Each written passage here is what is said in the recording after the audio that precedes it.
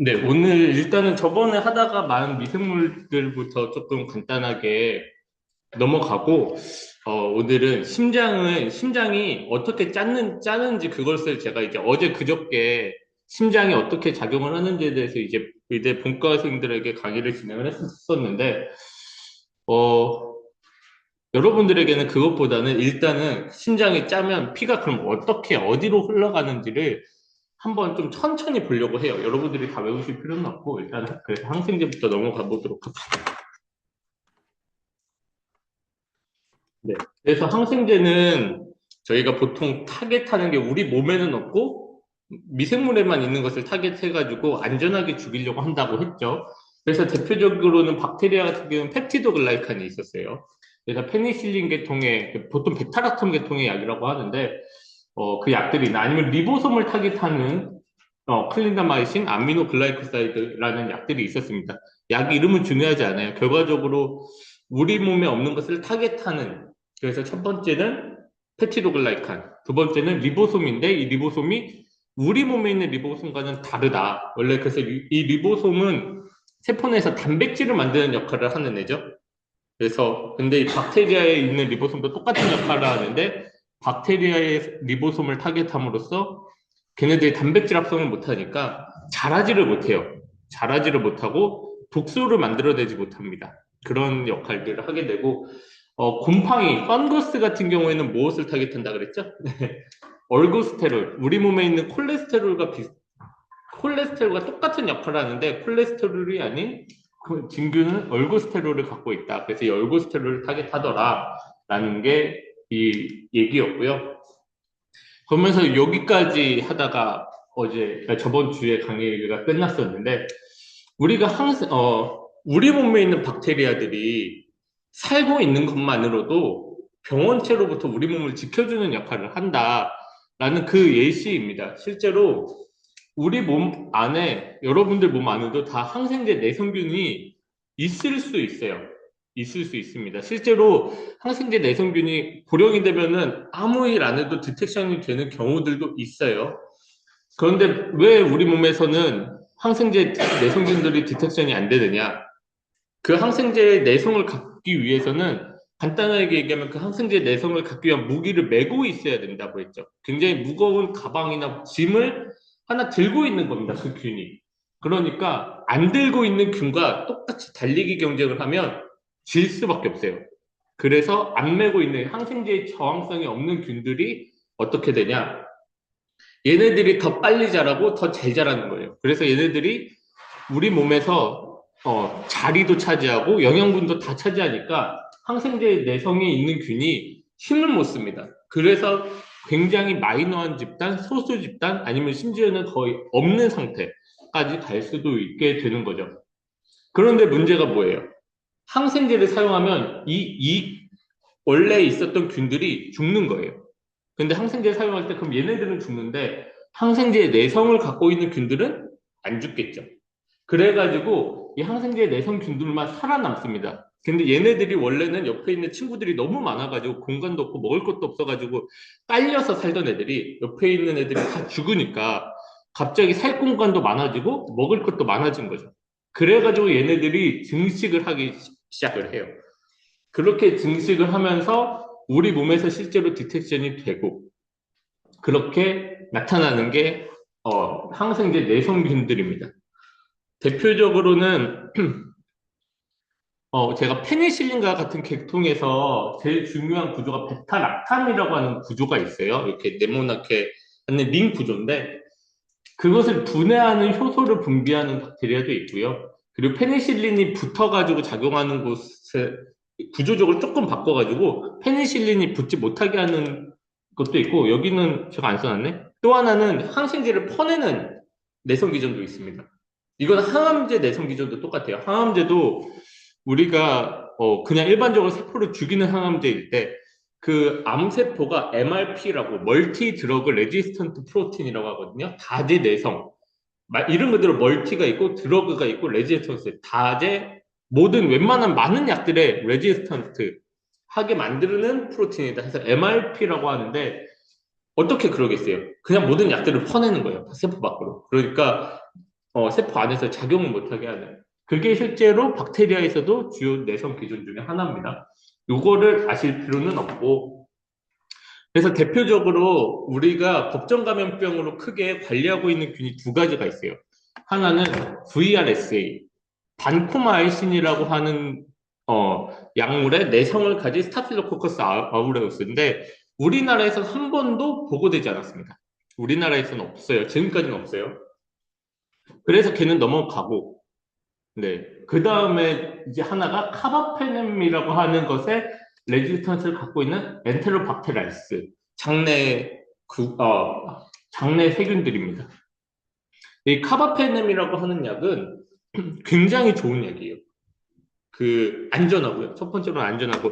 안전하다고 하면 이제 만약에 제가 온라인에 올렸을 때 반박이 올라올 수는 있는데, 그게 안전하지 않은 이유가 너무 효과가 좋아서 그래요. 일반적으로는 굉장히 안전하고요. 그 다음에 굉장히 스펙트럼이 넓습니다. 균을 죽일 수 있는 스펙트럼이 넓어요. 그걸 브로드 스펙트럼 안티바이오틱스, 넓은 광범위 항생제라고 하는데, 그럼 양성균부터 음성균까지 정말로 많은 다양한 균들을 죽일 수 있는 정말 강력하고 안전한 좋은 약입니다. 근데 문제가 얘가 뭐냐? 얘가 내성이 생기면 우리가 쓸 수 있는 항생제의 선택권이 확 줄어들어요. 이거 카바페넴의 내성이 있으면 막 리네졸리드나 뭐 다른 이런 약들, 비싼 약들이나 아니면 효과는 없고 되게 독한 약들로 바뀌어야 되거든요. 이것들을 치료하려면. 그래가지고 이 카바페넴의 내성이 있는 균에 대해서 우리가 굉장히 관심을 갖고 봅니다. 근데 솔직하게 얘기하면 현재는 우리나라는 실패하고 있어요. 1년에 한 2만 건, 3만 건, 요 정도가 신고 들어오고 있거든요. 솔직하게 말씀드리면 관리 실패가 되고 있는데, 그래도 어쨌든 관리를 하려고 하는 이유가 뭐냐. 이 CRE 중에서도 일부, 이게 종류가 두 개가 있어요. 내성 기전에 따라서 다른데, 어떤, 애한테 관심이 있냐면, 카바페넴 에이즈라고 하는 요 효소를 만드는 엔테로박테라이스. 그리고 이걸 이렇게 카바페넴 에이즈 프로듀스 엔테로박테라이스라고 해서 CP라고 하거든요. 이 균에 관심이 많습니다. 왜 많냐? 얘는 이 플라스미드라고 하는 균만이 갖고 있는 유전체가 있어요. 우리는 DNA가 이제 핵 안에 잘 꽁꽁 숨어져 있다면, 이 플라스미드라고 하는 그 유전자는 그냥 쉽게 옆에 있는 세포에게 전달해 줄 수 있는 유전자거든요. 그거를 트랜스펙션이라고 하는데, 옆에 있는 그냥 균에게 그 유전자를 전달해 주면서 유전 정보를 공유할 수가 있습니다. 그 동그란 플라스미드 안에 요 유전자가 들어가 있어요. 그래서 얘네들이 이 엔테로박테라이스 요 사이에서만 서로 놀면 그래도 또 괜찮은데, 플라스미드에 갖고 있다 보니까 혹시나 다른 균, 대표적으로 뭐 스타필로코커스 아우레우스, 여기에다가 이 유전자들을 제공하면 큰일 난다. 그래가지고 이 균을 줄이려고 하는 거거든요.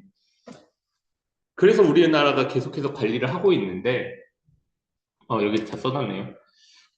가장 대표적으로 우리가 지금 할 수 있는 최선은 표준주의를 지키면서 전파되지 않게 하는 겁니다. 표준주의라고 하는 거는 간단하게 생각하면 환자 보기 전에 손 씻고요. 환자 보고 나서 손 씻고요. 또 다음 환자 보기 전에 손 씻는, 이걸 표준주의라고 생각하시면 돼요. 그래서 이 환자에 있었던 어떤 그 물질도 다음 환자에게 옮겨가지 않게 하는 행동, 그걸 표준주의라고 생각하시면 되는데, 전파를 차단하는 것밖에 현재로서는 관리하고 있는 방법이 없어요. 그런데 이 CP와 CRE를 치료하는데 가장 좋은 방법이 뭐냐? 요겁니다. 항생제를 중지하는 거예요. 항생제를 끊으면 어떻게 돼요? 다시 우리 몸에서 기를 못 피고 있었던, 항생제 때문에 기를 못 피고 있었던 일반적인 균들이 다시 자라게 됩니다. 다시 자라면서 이 항생제의 내성이 있는 이 균이 자랄 수 있는 다시 똑같이 자리와 영양분들을 다 뺏어요. 그렇게 해서 항생제를 끊으면 시간이 지나면 자연스럽게 없어집니다. 그래서 실제로 제가 CP 요거 관련해가지고 역학조사를 2개의 요양병, 원래 역학조사 자체는 5개 병원인가에서 했는데, 환자를 끝까지 파악했던 병원은 2병원이 있어요. 그 병원 중에 한 병원은 환자가 그냥 항생제를 끊고 없어지는 데까지, 이게 다 시간이 또 사람마다 달라요. 어떤 분은 일주일, 2주일이면 없어지고요. 어떤 분들은 6개월 걸리는 케이스도 있었습니다. 그래서 한 병원은 저희가 이 CP 환자들이 발생하는 걸 다 없앨 때까지 6개월 동안 추적 관찰을 했던 그런 병원도 있었어요. 네, 그래서 결과적으로 우리 몸에 있는 세균들, 우리 몸에 있는 박테리아들은 우리는 세균과 같이 살아가야 된다. 살아가야 되는데 결과적으로 그 밸런스가 중요하고 그리고 우리는 감염으로부터 피할 수 없다. 왜요? 우리 몸에 살고 있는 균들도 감염을 일으키고 그렇지 않는 균들도 감염을 일으키고 그래서 기회 감염이라는 게 있었고 절대 감염이라는 게 있었죠. 우리가 약해졌을 때 공격하는 균, 기회 감염. 우리가 약해지든 그거랑 상관없이 우리에게 감염을 일으켰던 거, 대표적으로는 최근에 여러분도 고생했던 코로나19 같은 경우, 그런 거는 절대 감염균, 이렇게 되는 거였습니다. 그래서 이 CP 요걸 보여드린 가장 큰 이유가 우리 몸에 있는 박테리아가 유익한 일들을 실제로 한다. 우리 몸의 면역에 관해서 되게 중요한 역할을 한다. 이것을 말씀드리기 위해서 가지고 왔었던 거고요. 오늘은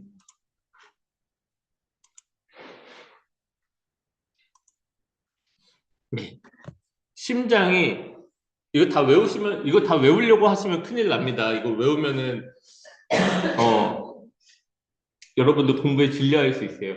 심장이 수축을 하잖아요. 그러면 심장이 수축할 때 우리 몸에 분명히 혈액이 우리 몸 쪽으로 곳곳으로 머리부터 발끝까지 곳곳으로 혈액이 갈 거고 그 혈액들이 다시 모여서 오른쪽 심장으로 다시 돌아온다 그랬죠.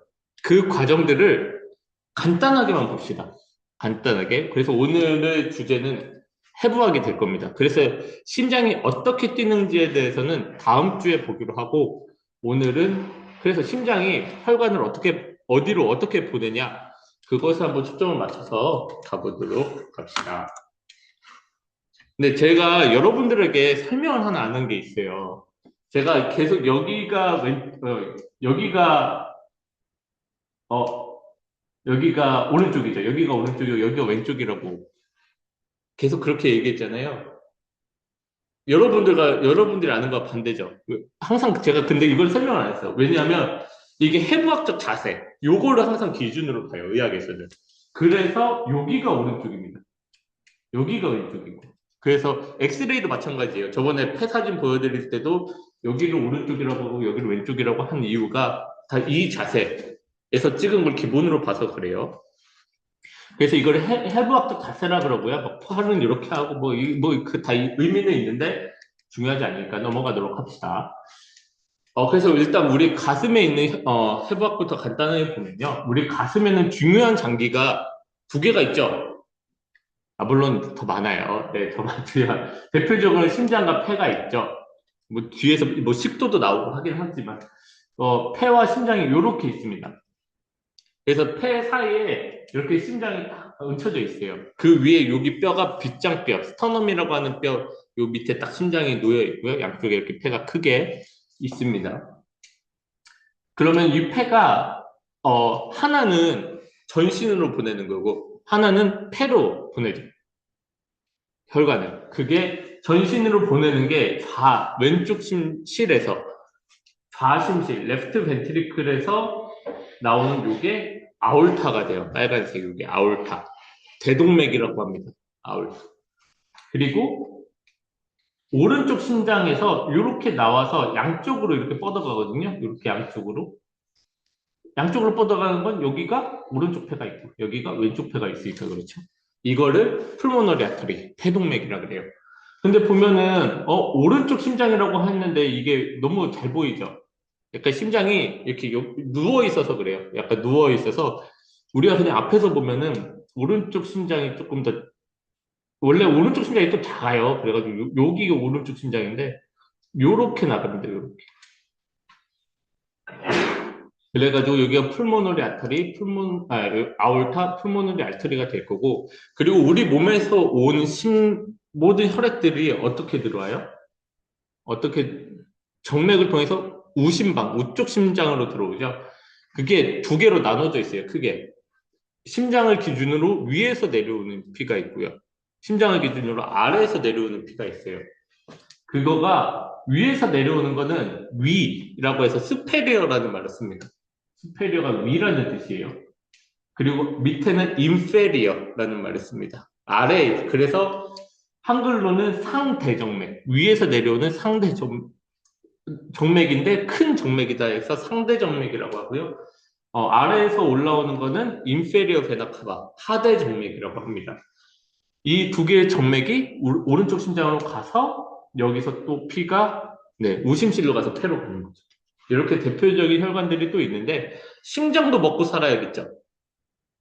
이 심장 안에 있는 피 그것만으로 먹고 살지 못해요. 실제로 심장 바깥에서 이 심장을 먹여 살리는 혈관이 있습니다. 그거를 우리는 코로나리 아터리라고 하는데 그것도 뒤에서 좀 봅시다. 그래서 심장으로 보면 왼쪽에 있는 심시에서 이렇게 에올타가 나오고요. 그 다음에 오른쪽에 있는 심시에서 이렇게 풀모너리 아터리가 나오는데 의대생분들이 본과 가면 풀모너리 아터리가 언제까지는 앞에 있고 언제까지는 에올타 뒤로 가고 이거는 나중에 공부하시면 되고 지금은 그냥 그렇다. 근데 생각보다 위치가 좌심실에서 나오니까 에올타가 이쪽에 있어야 될 것 같고 풀모너리 아터리가 오른쪽이니까 이쪽에 있어야 될 것 같은데 생각보다 둘이 되게 가깝게 있어요. 이게 이렇게 흘러가서 그렇고요. 요렇게 흘러가서 그래요. 되게 두 개의 동맥이 서로 엄청 가깝게 있습니다. 그 다음에 이 심장을 먹여 살리는 게 이게 에올타에서 이렇게 두 개가 나와요. 레프트 코로나리 아터리, 라이트 코로나리 아터리 이렇게 나와서 얘네들이 심장을 먹여 살립니다. 근데 이 코로나리 아터리가 있다는 게 중요한 건 아니고 스페리어 베나카바와 인페리어 베나카바에서 내려오고 그 다음에 풀모너리 베인 먼저 얘기하는구나. 풀모너리 베인이 그러면 폐로 혈액이 갔다가 다시 좌심방으로 돌아와야 되죠. 그래서 아까 우심방으로 돌아오는 거 전신을 거쳤다가 우심방으로 돌아오는 건 심장을 기준으로 위에서 스페리어 베나카바, 아래는 인페리어 베나카바에서 우심방으로 들어오고 폐로 갔던 거는 이제 좌심방으로 오게 되는데 그때 들어오는 거는 풀모너리 베인, 폐정맥이죠. 이 폐정맥이 네 개로 들어옵니다. 좌측에서 두 개, 우측에서 두 개. 그래서 구멍이 네 개가 있어요. 실제로 심방 잘라서 보면 구멍이 네 개가 보입니다. 근데 여기 풀모너리 베인이 들어오는 것과 또 중요한 이유 중에 게 있는데 여기서 부정맥이 잘 생겨요.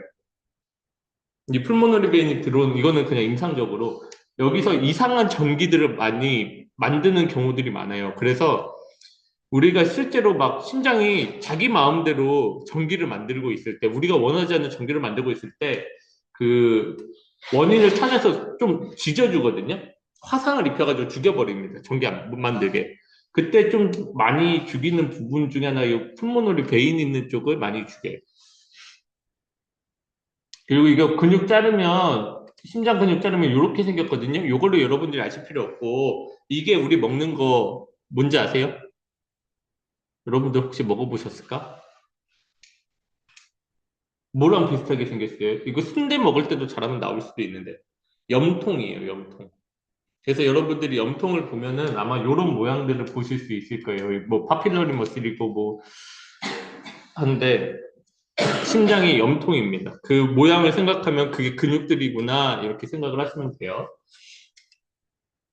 그리고 이 심장들 사이에는 판막이 있어요. 근데 판막이 이거 저는 넘어서 판막이 있습니다. 그래서 이 판막은 어떤 역할을 하냐?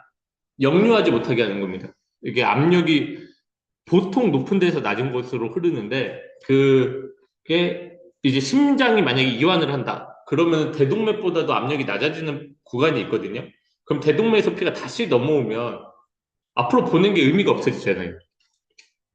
그것을 막는 것이 판막이고 이 왼쪽에 있는 이게 마이트랄 밸브인데 이렇게 왼쪽에 있는 마이트랄 밸브 이게 위치가 심장의 위치가 이걸 어떻게 설명하면 좋을까? 이렇게 잘라가지고 또 돌리는 건데 마이트랄 밸브만 두 개 있고요. 그래서 왼쪽이라고 해가지고 두 개, 오른쪽이라고 해서 세 개, 뭐 그렇게 외우기도 해요. 어쨌든 나머지 밸브들은 세 개가 정상입니다. 그리고 여기 코로너리 아터리가 이 아orta에서 두 개가 나가죠. 이 코로너리 아터리가 심장을 먹여 살리고 있는데 이 코로너리의 뜻이 뭐냐면 왕관이에요.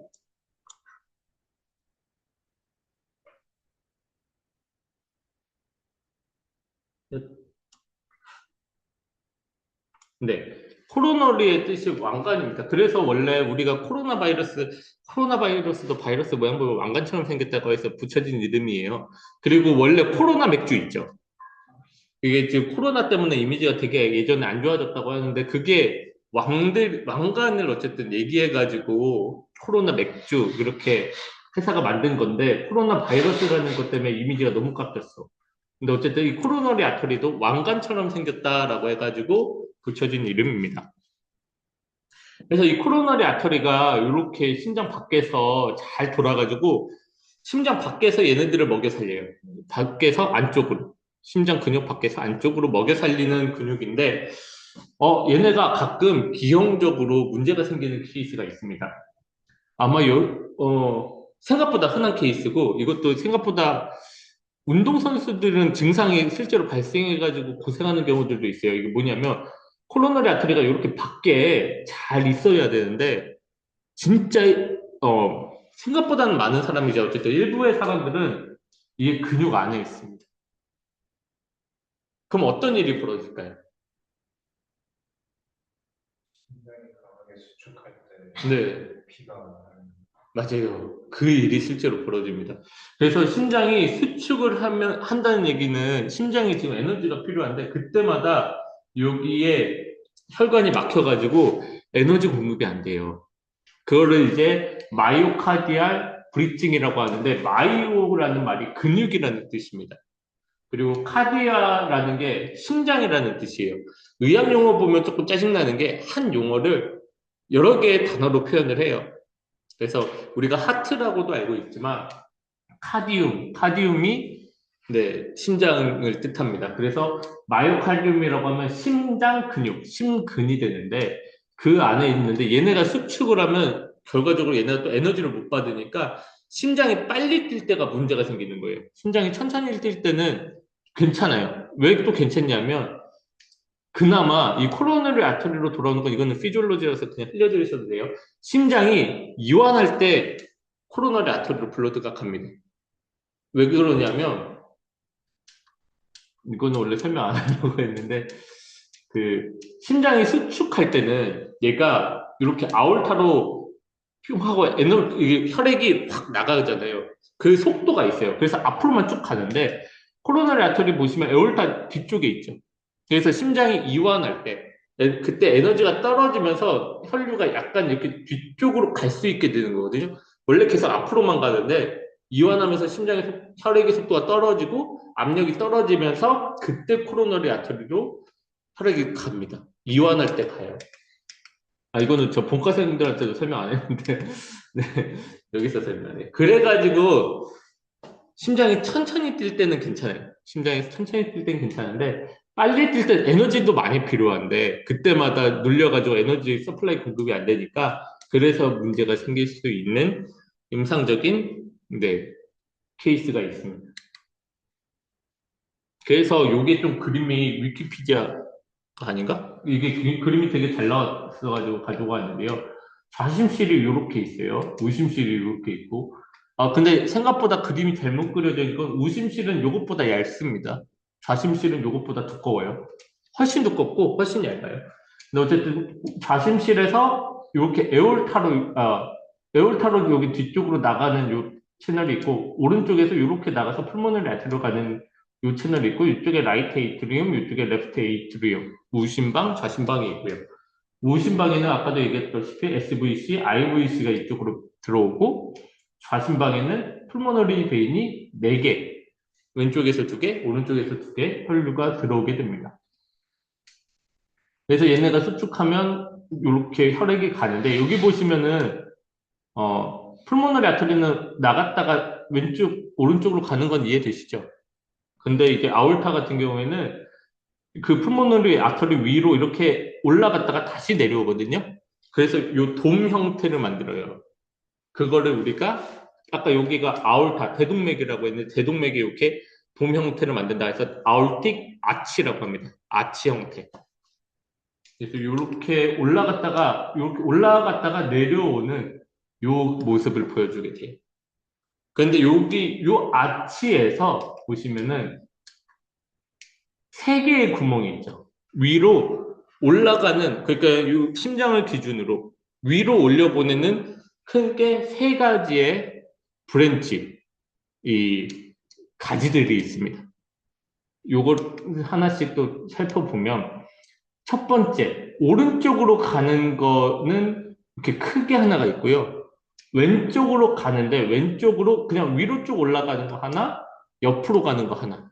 그래서 오른쪽으로는 하나로만 가고 왼쪽으로는 위로 하나, 오른쪽으로 하나. 이렇게 가는데 오른쪽으로 가는 요 하나가 갈라진 다음에 중간에서 분열돼서 이렇게 바이퍼케이션 분리돼서 하나는 또 위로, 하나는 오른쪽으로 가게 됩니다. 그럼 우리 몸 심장 위에 뭐가 있죠? 심장 위에 팔과 목, 머리가 있죠. 그래서 이 옆으로 가는 거는 팔로 가는 혈액이 되고요. 위로 가는 거는 목으로 가는 혈액이 됩니다. 그래서 보면 위로 가는 아터리를 카로티드 아터리라고 해요. 그래서 제가 저번에 카로티드 아터리는 그 숨 쉬는 것을 센싱하는 케모 리셉터가 있다라고도 얘기했는데 그 뒤에서 말씀드릴게요. 압력 리셉터도 있어요. 그리고 여기 하나 팔로 가는 걸 서브클라비아 나탈이라고 하는데 서브라는 게 서브웨이가 길 아래에 있다라는 뜻이거든요. 그래서 지하철이에요. 지하에 있는 길이라 해서 서브. 그러니까 아래에 있다는 뜻입니다. 서브가. 그러면 클레비안이라고 하는 것의 아래에 있다는 뜻인데 이 클레비안이 뭐냐? 클레비클이 와 오늘따라 여기 되게 방해되게 제가 만들어놨군요. 빼버려야겠다. 클레비클이 쇄골입니다. 우리 여기 소위 쇄골 이렇게 막 뭐 쇄골 미인이라든가 뭐 쇄골 얘기하는 케이스들이 있죠. 그 쇄골 아래에 있다 그래서 서브클라비아 나트리예요. 오른쪽에도 서브클라비아 나트리가 있고. 그래서 이 서브클라비아 나트리가 이제 팔로 가는 거고 목으로 가는 걸 카로티드 아트리라고 합니다. 근데 오른쪽은 제가 하나로 나와서 두 개로 갈라진다 그랬죠? 그래서 여기 하나로 나오는 게 하나는 팔로 가니까 브라키오. 브라키오가 팔이라는 뜻이에요. 그리고 머리가 인세팔이거든요. 그래가지고 뇌염이 인세팔로패시가 되고요. 그래서 머리로 가는 게 세팔릭이라고 해가지고 팔로 머리로 가는 혈액이다 해서 브라키오세팔리 아트리가 됩니다. 이 용어들을 다 외우실 필요는 없고 그냥 여러분들이 그림 그릴 때 네, 아올타 알치가 있는데 세 가지 아치에서 위로 세 개가 나가고 왼쪽으로 두 개가 나가는데 하나는 팔로 서브클라비아 나트리, 하나는 목으로 카로티드 아트리, 하나는 팔과 목 같이 가는 브라키오세팔릭 아트리가 나오는데 하나가 또 거기서 갈라져서 하나는 위로 카로티드 아트리, 또 하나는 서브 클라비아 나트리 이렇게 갈라진다. 이렇게만 아시면 돼요. 그리고 베인은 여기가 이제 SVC가 오죠. 보통 동맥 가는 데에 정맥이 그대로 옵니다. 동맥 가는데 정맥이 거의 그대로 와요. 이름도 거의 비슷하게 갑니다. 네, 그래가지고 요런 모양이 나와요. 이 모양이 이해가 되시나요? 이제. 그래서 심장이 왼쪽에서 수축하면 이렇게 아치를 그려가지고 올라갔다가 내려가는데 올라갈 때 세 개의 브랜치로 몇 개는 일부는 올려보내고 일부는 그대로 이제 내려올 거예요. 아치를 타고. 그 다음에 거기서 이제 우리 몸을 다 보냈으면 우리 몸을 다 돌고 정맥으로 올 텐데 머리 위쪽에서는 스페리어 베나카바를 통해서 아래쪽에서 인페리어 베나카바를 통해서 라이트 에이트리움으로 들어올 거고 그 피가 라이트 벤트리클에서 수축하면 풀모너리 아터리로 왼쪽 오른쪽으로 나가게 될 겁니다. 그러면 풀모너리 아터리를 통해서 왼쪽 폐 오른쪽 폐를 돌고 오면 이제 베인으로 돌아오겠죠. 그래서 네 개의 풀모너리 베인을 통해서 다시 레프트 에이트리움으로 들어오는 요 패스웨이가 만들어지게 돼요. 요 흐름. 그렇습니다. 이게 위키피디아가 되게 그림을 잘 그려가지고 그래서 심장이 조금 이렇게 누워 있어요. 누워 있어. 그 에올티 아치와 풀모너리 아트리가 약간 방향이 반대인 것처럼 실제로 보입니다. 실제로 그렇게 보여요. 에이트리움이 방이고 벤트리클이 실이다. 그래서 여기가 좌심방, 레프트 에이트리움, 레프트 벤트리클, 좌심실 이렇게 됩니다. 그리고 베나 카바가 이 카바가 큰이라는 뜻이에요. 그래서 대정맥이 되는 거고요. 마이트랄 밸브 같은 경우 이게 2000판, 트리커스피드 밸브가 3000판이 됩니다. 방금 말로 2000판인 건 요게 두 개밖에 없어서 2000판이에요. 그 다음에 여기 보면은 페리칼디움이라고 있죠. 페리칼디움. 심장을 둘러싸고 있는 막이 있어요. 그 페리라는 말이 둘러싸고 있다는 얘기고, 카디악이 아까 심장이라고 말씀드렸죠.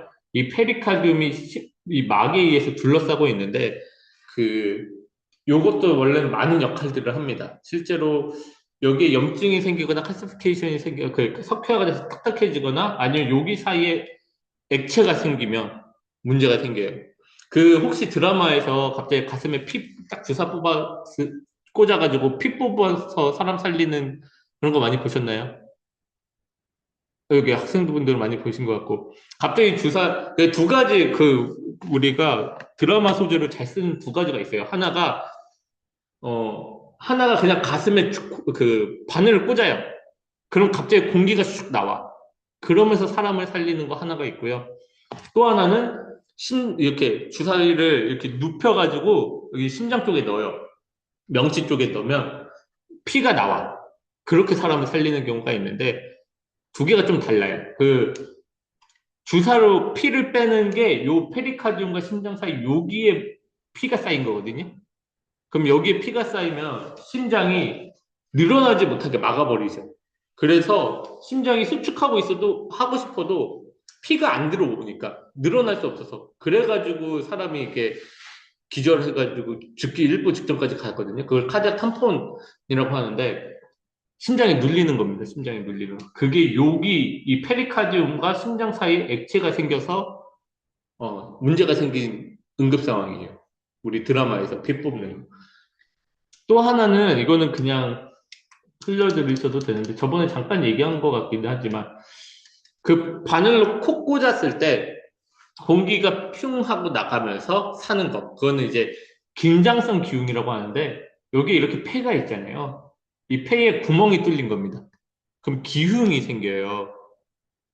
이 폐에 있는 공기가 여기 가슴으로 넘어가죠. 근데 이게 일반적으로는 문제를 일으키지 않는데 어떤 원래는 체크밸브라고 해가지고 공기가 나가기는 하는데 들어올 수 없는 환경이 만들어지면 압력이 계속해서 높아지거든요. 그러면은 심장도 누르고 막 혈관들도 누르고 다 눌러요. 그래서 이게 막 한쪽으로 쏠리거든요. 그래가지고 심장도 문제가 생기고 숨도 안 쉬어지게 되는 긴장성 기흉이 생기면 그때는 이제 압력이 높으니까 바늘을 콕 꽂자마자 공기가 쑥 나가서 환자가 이제 패드 다시 펴주고 심장도 다시 원위치로 돌아오고 그렇게 삽니다. 그때 이거는 그냥 이것도 다 흘려 들으셔도 되는데 보시면은 여기 갈비뼈 밑에 동맥, 정맥, 신경이 있죠. 이걸 뭐 인터코스탈 아터리, 인터코스탈 널브 이렇게 얘기를 하는데 인터가 사이라는 뜻이에요. 코스탈이 갈비뼈라는 뜻이고 그게 요 갈비뼈 바로 밑에 이렇게 보통 붙어 있어요. 그래서 그냥 바늘로 콕 찌르면 여기 혈관이랑 신경을 찌를 수 있겠죠. 그래서 어떻게 찌르냐면 요 갈비뼈 타고 요 위를 찌릅니다.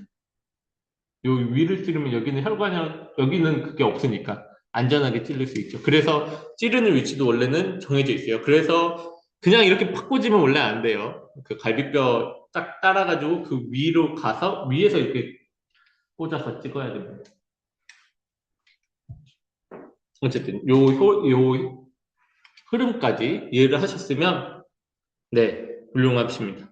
오늘은 나가는 속도로 봤을 때 빨리 끝날 것 같군요. 오늘 빨리 끝나면 빨리 끝내는 걸로 하고. 그래서 페리가 둘러싸는 거니까 이 페리 오스티움, 뼈를 둘러싸고 있으면 페리 오스티움, 복막을 둘러싸고 있으면 페리토니움, 뭐 이렇게 페리 둘러싸고 있는 거다. 라고 해가지고 가지고 온 거고. 제가 애니메이션을 완전 잘못 났네. 목으로 일단 카로티드 아터리로 목으로 가는 걸 먼저 보면요. 이 카로티드 아터리가 쭉 올라갔다가 여기 중간, 원래 목젖 있는 곳이거든요. 이 목젖 있는 곳에서 두 개로 갈라집니다. 그래서 하나는 안쪽으로 들어가서 인터널 카로티드 아터리가 되고, 하나는 바깥쪽으로 간다 그래서 익스터널 카로티드 아터리가 돼요. 그, 인터널 카로티드 아터리는 쭉 그냥 우리 뇌까지 올라간다고 보시면 되고, 익스터널 카로티드 아터리가 우리 얼굴을 먹여 살립니다. 이 브랜치들은 의대생분들은 네, 내년에 다 외우시게 될 거고요. 우리는 굳이 외우실 필요 없습니다. 그런데 여기 보면 에올틱 아치 이쪽에서 하나가 또 뒤로 이렇게 가요. 여기 브라키오세팔리 아터리 지나서 여기서 하나 올라가는 게 이게 벌테브라 아터리거든요. 그래서 얘가 어떻게 되냐? 인터널 카로티드 아터리가 뇌 전반적으로 먹여 살리고, 이 벌테브라 아터리가 쭉쭉 올라가면서 여기 척추들과 머리 뒤쪽, 뒤통수 여기를 먹여 살리는데 그것도 뒤에서 볼 거예요. 베인 같은 경우는 이 커먼 카로티드 아터리가 따라서 오는 게 있는데, 익스터널 주귤라 베인과 인터널 주귤라 베인, 안쪽에 있는 목정맥, 바깥쪽에 있는 목정맥이 있습니다. 그래서 이 목정맥은 보여요. 실제로 이렇게 고개 젖히면은 보이거든요. 뛰는 것도 보여요. 그래서 굉장히 진단할 때도 중요합니다. 여러분들을 보면 정맥이 이렇게 빨딱 써 있는 분은 없어요. 지금은 다 정상인 거거든요. 근데 이제 환자가 된다. 만약에 가슴 이쪽으로 심장이 잘 못 뛰어가지고 정맥이 돌아오는 것에 문제가 생기거나 아니면 암이 생겨가지고 여기 출구를 막았다. 그러면 여기 있는 이 주귤라 베인이 확장돼가지고 눈으로 보이게 되거든요. 되게 선명하게. 그러면은 그거 가지고도 굉장히 중요한 진단이 될 수 있습니다. 네, 벌테브라는 척추라는 뜻이고요. 그래서 척추동물이 벌테브라 애니멀인가? 뭐 그래요. 척추동물.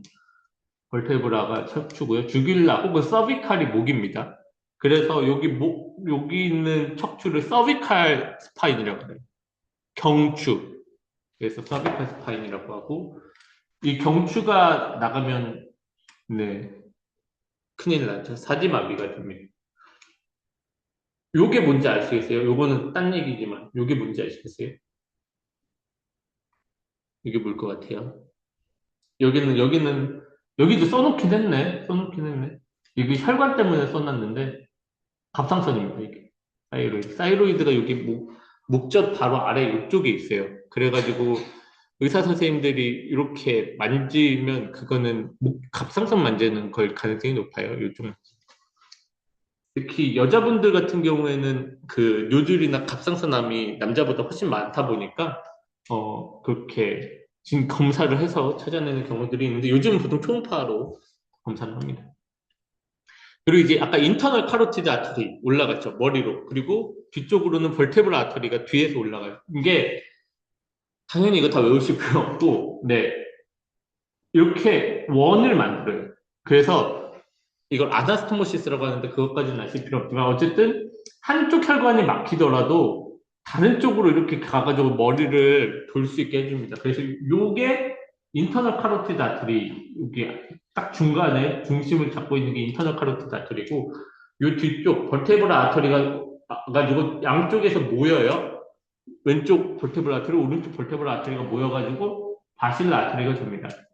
그래서 이게 어떻게 막 이렇게 원을 그려가지고 어떻게 먹여 살리느냐 뇌를, 요 앞에서 나가는 거는 엔테리어 세레브럴 아트리요. 안테리어가 앞이란 뜻이에요. 포스테리어는 뒤라는 뜻이고, 그래서 엔테리어 세레브럴 아터리, 미들 세레브럴 아터리, 그리고 뒤쪽 포스테리어 세레브럴 아터리가 요 중간중간에 나오게 됩니다.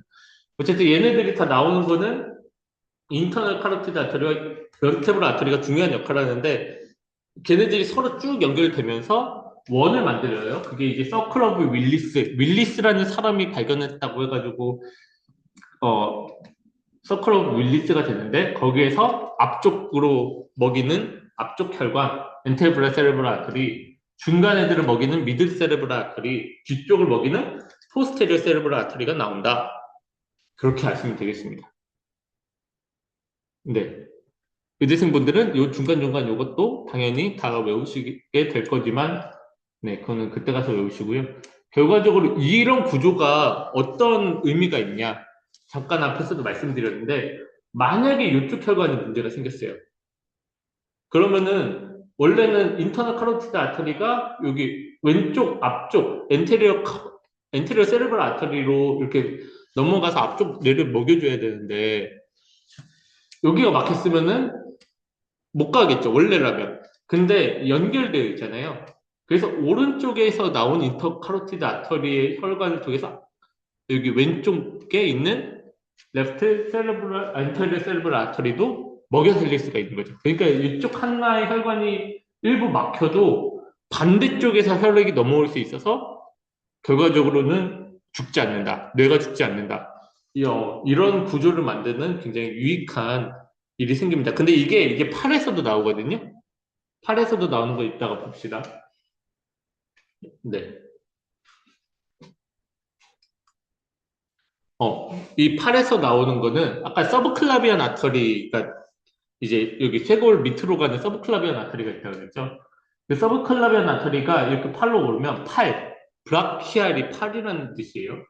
이 림브가 팔다리라는 뜻이고, 근데 어퍼 림브면은 위쪽 팔다리니까 팔이 되는 거고, 로어 림브라고 하면 아래쪽 팔다리가 되니까 다리가 되는 건데, 어쨌든 브라키알 아터리로 바뀌게 됩니다. 이름만 바뀌는 거예요. 팔동맥. 이 팔이 여기서 두 개로 나눠지게 돼요. 라디알 아터리, 얼라 아터리로 나눠지게 되는데, 한글로는 브라키알 아터리는 팔동맥인 것까지는 알겠어. 이게 둘 중에 하나가 노동맥이고 하나가 자동맥이거든요.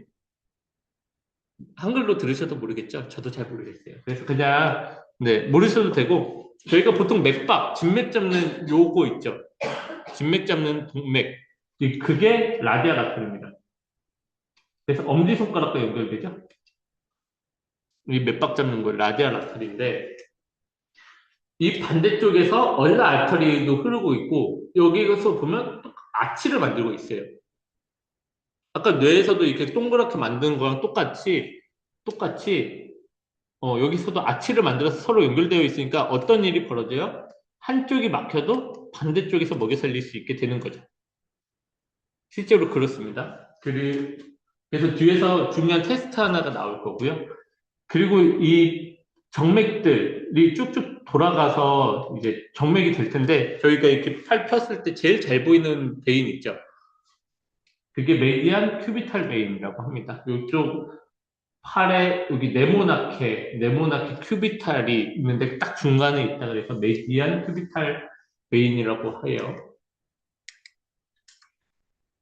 그래서 요 아치가 있어가지고 어떤 테스트를 하냐면 알렌 테스트를 해요. 알렌 테스트. 이게 뭐냐? 그냥 오늘 제가 쉬는 시간 없이 바로 끝낼게요. 한 시간 안에 끝날 것 같아서 이쪽에 보통 저희가 동맥혈 체열을 하거든요. 동맥혈 체열을 여기서 이렇게 하게 되는데 쿡 찔러서 정맥은 저희가 누르고 그냥 뭐 가만히 있죠. 그냥 아니면 스티커만 붙여도 지혈되잖아요. 동맥은 눌러서 최소 5분, 10분 누르라고 되어 있어요.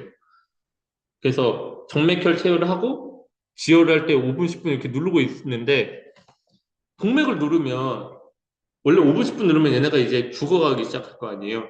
근데 얘네는 어떻게 돼요?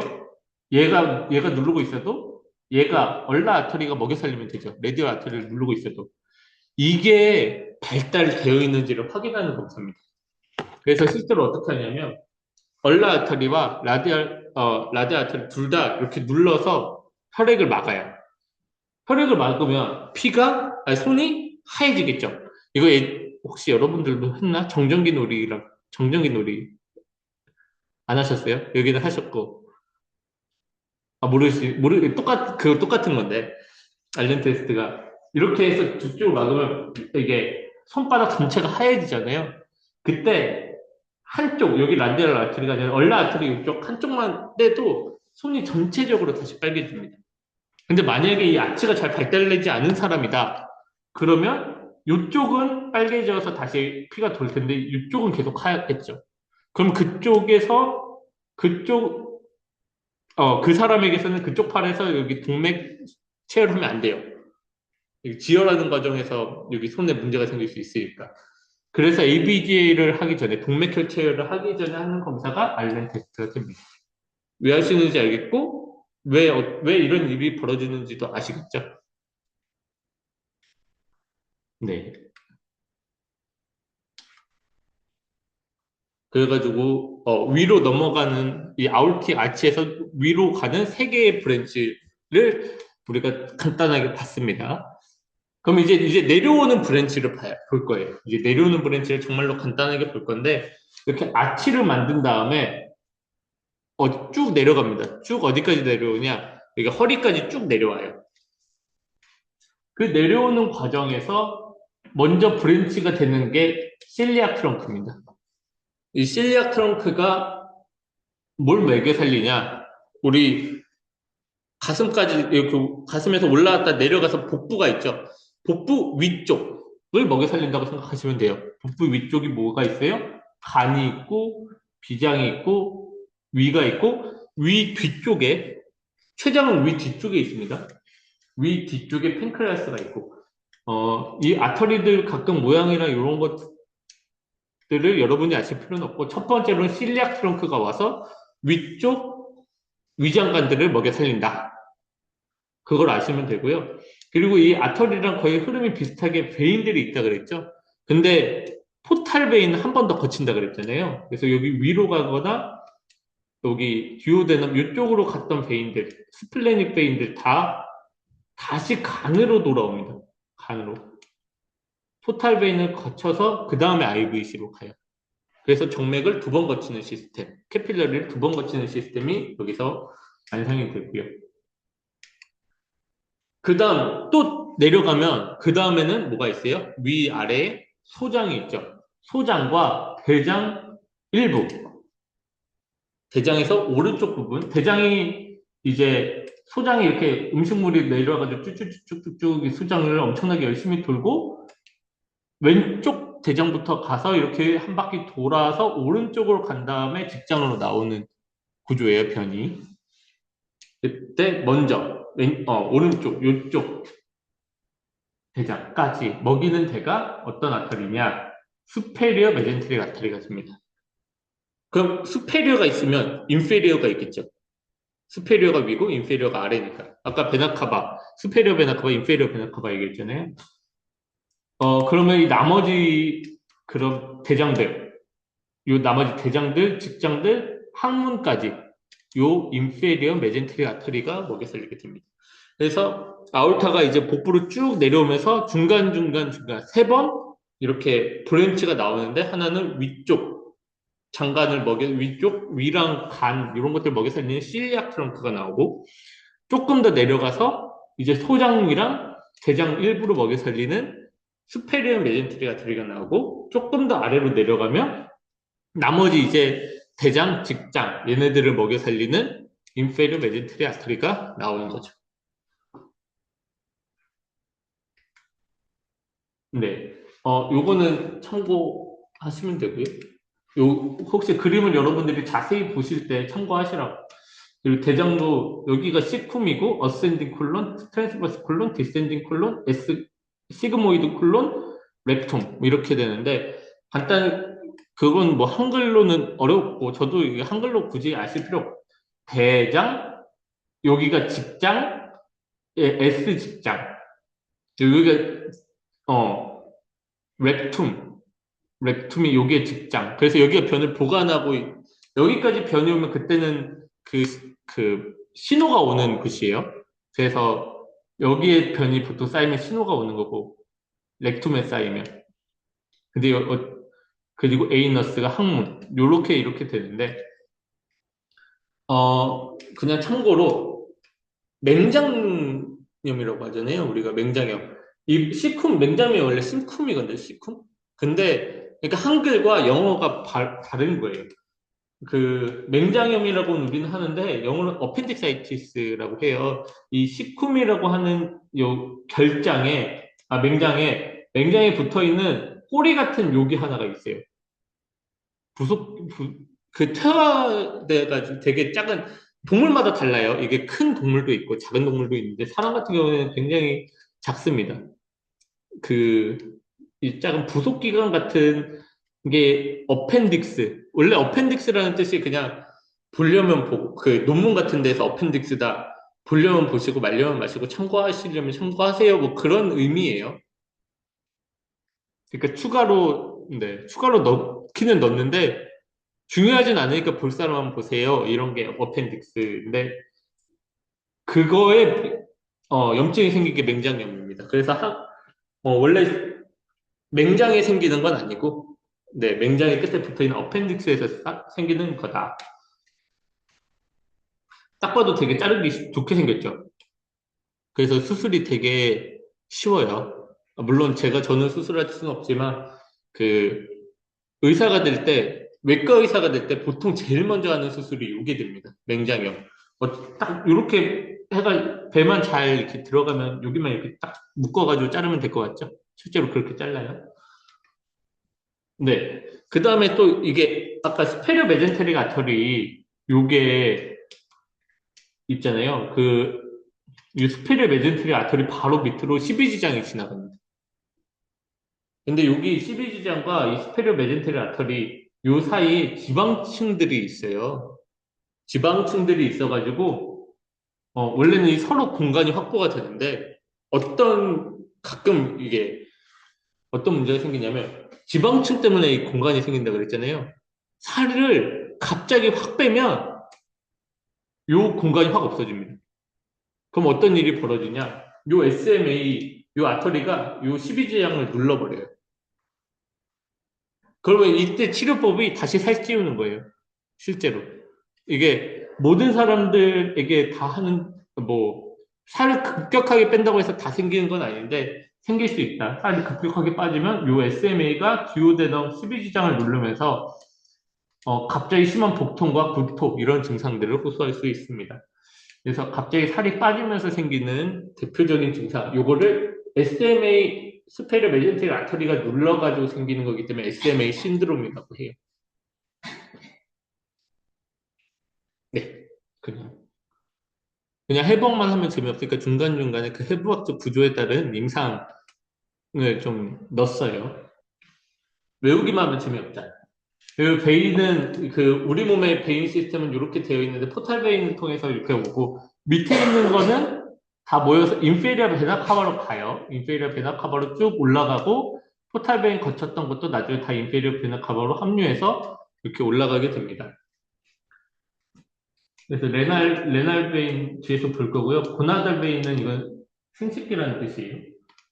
중간에 헤파틱이 간이라는 뜻이고, 여기는 허리, 럼바, 그런 뜻인데, 저희가 하나 또 안 본 브랜치가 하나가 있어요. 실리악 트렁크 받고, 스페르 메젠테릭 아터리 받고, 인페리어 메젠테릭 아터리를 봤는데, 중요한 기관 하나를 저희가 안 봤어요. 그게 뭐냐? 신장입니다. 이 아올타에서 스페르 메젠테릭, 실리악 트렁크, 스페르 메젠테릭, 그리고 인페리어 메젠테릭이 생각보다 한참 아래로 내려가요. 실리악 트렁크랑 스페르 메젠테릭은 약간 붙어 있는데, 인페리어 메젠테릭은 한참 아래에서 나옵니다. 근데 그 중간에 스페르 메젠테릭 아트리가 나오고, 이 양옆으로 가는 혈액이 있어요. 앞으로 나오는 게 아니라, 이 신장, 우리 몸 등 쪽에 있습니다. 등 쪽에 있어가지고, 신장에 염증이 생긴다. 그거를 확인하는 방법이 등을 두드렸을 때 아프냐예요. 그래서 이게 뭐라 그러지? 유리너리 트랙 인펙션, UTI, 요로 감염이 이제 우리 몸에서 막 열은 나는데 요로 감염이 생긴다고 했을 때 막 소변 놓고 아프고 막 그런 증상이 없는 경우가 많거든요. 열만 나고. 그럼 이게 요로 감염이 맞나? 이런 걸 체크할 때 그 등을 이렇게 두들깁니다. 정확하게는 두들기는 위치는 있어요. CVA라고 포스트 벌테브라 앵글. 거기를 이제 딱 치는데 신장이 뒤에 있어서 그렇습니다. 결과적으로 우리 몸 뒤쪽에. 그래서 옆으로 이렇게 가는 걸 신장에게 가니까 레날 아터리라고 해요. 그래서 왼쪽으로 가는 걸 레프트 레날, 오른쪽으로 가는 걸 라이트 레날 아터리가 됩니다. 레날 아터리가 그렇게 중간에 브랜치가 되고요. 그 다음에 이제 밑으로 가는 거죠. 이 밑으로 가는 거는 이 아치가 여기까지 내려오는 거예요. 우리 허리 정도까지 아치 상태로 쭉 내려오고 그 허리 정도에서 두 개로 갈라지게 됩니다. 오른쪽 다리, 왼쪽 다리 이렇게 갈라지게 되는 게 일리악 아터리가 돼요. 일리악이 뭐냐? 저도 한글로 모르겠어요. 그냥 엉덩이 쪽이다. 뭐 그렇게 생각하시면 될 것 같은데 저도 정확하게 모르겠습니다. 그 일리악 아터리가 크게 또 여기서 골반 이쪽 저희 만져지는 보통 벨트 매는 부분이라고 하는데 그쪽에서 또 갈라져요. 그쪽에서 안쪽으로 가는 거, 바깥쪽으로 가는 거 갈라집니다. 그래서 안쪽이니까 인터널 일리아 가터리가 되는 거고 바깥쪽이니까 익스터널 일리아 가터리가 되는데 인터널 일리아 가터리가 우리 요 골반을 먹여 살린다라고 생각하시면 돼요. 인터널 일리아 가터리가 골반. 그럼 익스터널 일리아 가터리는 네, 골반이 아닌 다리로 내려갑니다. 네, 인터널 일리아 가터리가 이 골반을 먹여 살리고 익스터널 일리아 가터리가 다리로 내려가서 다리로 가면 이름이 페모랄 아터리로 바뀌어요. 아까 서브클라비안 아터리가 브라키알 아터리가 된 것처럼 네, 익스터널 일리아 가터리가 페모랄 아터리로 그냥 바뀌게 됩니다. 이름만 바뀌게 돼요. 그대로 흐름. 그래서 쭉 다리를 먹여 살리게 되고요. 다리를 먹여 살렸으면 어떻게 돼요? 다시 돌아와야죠. 돌아올 때 정맥으로 열심히 이렇게 돌아오는데 그 근육 바깥에 있는 하나의 커다란 베인 하나가 있어요. 네. 이게 그레이트 사피니어스 베인이라고 하는 제가 이거 보여드릴 수도 없고 아마 여러분들이 이렇게 보면은 보이는 큰 정맥이 있거든요. 실제로 반바지 입었을 때 보이는 큰 정맥이 이렇게 우리 허벅지를 이렇게 S자로 돌아가면서 가는 베인이 있는데 이 베인이 실제로 임상에서 되게 많이 쓰입니다. 뭘로 많이 쓰이냐? 얘가 정맥인데 생각보다 튼튼해요. 크고 그리고 근육 밖에 있다 그랬죠. 그러니까 피부만 절개하면 얻을 수 있어요. 그래서 이 정맥을 뚝 떼가지고 우리가 필요한 곳에 붙여가지고 동맥 역할을 수행하게 하는 수술. 그래서 혈관을 재건하거나 아니면은 이쪽 혈관이 좀 못 믿어가지고 이렇게 뭐 보통 코로나리 아터리 수술에서 많이 쓰이는데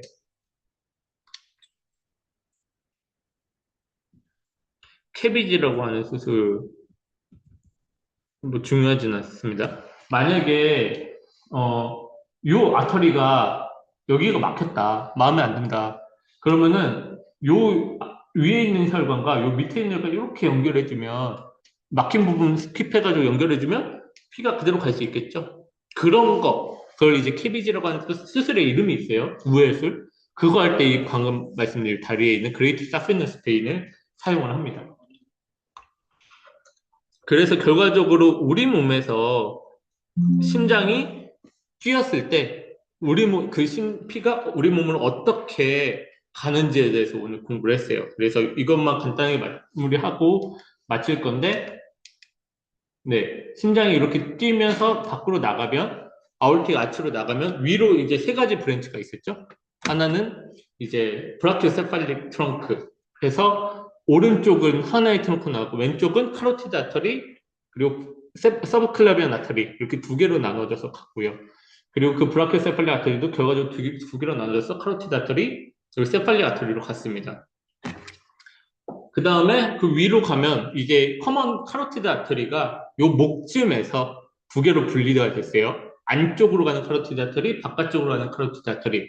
그래서 인터널 카로티드, 익스터널 카로티드 아터리로 브랜치가 돼서 갔고 인터널 카로티드 아터리는 그대로 쭉 머리까지 가서 머리를 먹여 살렸고요.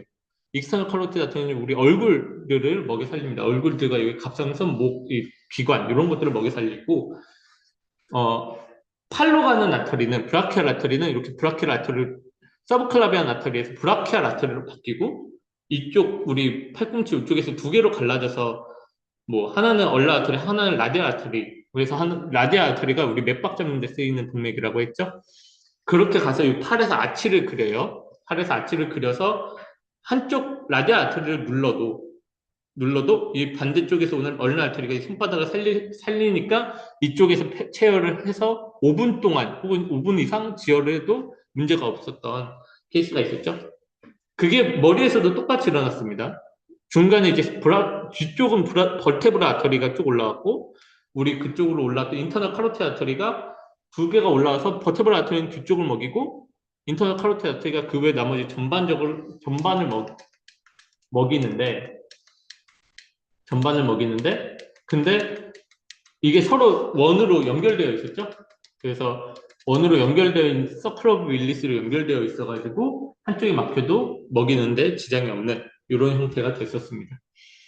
그리고 이 심장을 또 먹여 살리는 건 코로너리 아터리가 있었죠. 코로너리 아터리가 있었는데 이게 심근 사이에 막혀 있어가지고 문제가 생기는 경우가 있었다라고 말씀을 드렸었고, 그 다음에 이제 아치로 뒤로 이렇게 넘어가서 내려가는 과정에서 맨 첫 번째로 나오는 게 실리악 트렁크. 실리악 트렁크가 간, 위, 요런 것들을 먹여 살렸고, 조금 더 내려가서 스페리어 메젠테리 아터리가 소장, 그리고 대장 일부를 먹여 살렸고, 그 중간에 레날 아터리가 나와요. 레날 아터리가 나와서 양쪽 신장을 먹여 살리고, 더 내려오면 인페리어 메젠테리 아터리가 그 외 나머지 대장, 직장, 항문을 먹여 살리는 아터리들이 나오더라. 물론 항문은 또 저기 일리악 아터리에서 나오는 인터널 일리악 아터리에서 나오는 브랜치가 이렇게 3분의 1은 뭐 그런데 그거는 모르셔도 돼요. 정확하게는. 그리고 쭉 내려가면 여기 우리 허리쯤에서부터 이 아울틱 아치가 분지가 돼서 일리악 아터리로 이렇게 내려가게 되는데, 아치는 여기 허리에서 끝나고 일리악 아터리로 내려가게 되는데, 그 골반 안에서 인터널 일리악 아터리, 익스터널 일리악 아터리로 바뀌고, 이게 또 브랜치 되고, 인터널 일리악 아터리가 우리 골반을 먹여 살리고, 익스터널 일리악 아터리가 다리로 가서 페모랄 아터리, 다리 하지동맥인가? 하지동맥이겠죠 아마? 이 돼가지고 우리 다리를 먹여 살리게 됩니다. 그리고 올라오는 과정에서 여기 그레이트 사페너스 베인은 그게 정맥으로서 중요한 건 아니고 우리가 임상 현장에서 많이 쓰는 거라서 그랬고요. 그래서 결과적으로 우리 동맥으로 이렇게 쭉 나갔던 피들이 정맥으로 이제 우심방으로 들어오게 되죠. 라이트 에이트리움으로. 그래서 심장을 기준으로 위에서 오는 건 스페리어 베나카바에서, 아래에서 오는 건 인페리어 베나카바에서 우심방으로 오게 되고, 그러면 그 피가 우심실로 가게 돼서 우심실이 수축을 하면 풀모너리 아터리로, 일단 풀모너리 아터리 트렁크로 나갔다가 우측 좌측으로 갈라져서 우폐 좌폐로 가게 되죠. 그러고 거기에서 이제 폐를 열심히 돌고 나서 풀모너리 베인, 폐정맥을 통해서 좌심방으로 들어오는데, 그때는 왼쪽에서 2개, 오른쪽에서 2개, 4개의 베인이 좌심방으로 들어오게 됩니다. 그럼 다시 좌심실로 가서 아치로 갑니다. 이런 순환의 과정을 오늘 공부를 했어요. 네, 굉장히 해부학의 기본인데, 당연히 용어나 이런 거 다 배우실 필요 없고, 그 그림을 한번 그려보시라고 오늘 가져왔습니다. 그럼 다음 주는 심장이 진짜로 어떻게 뛰는지에 대해서 같이 공부를 해볼 거예요.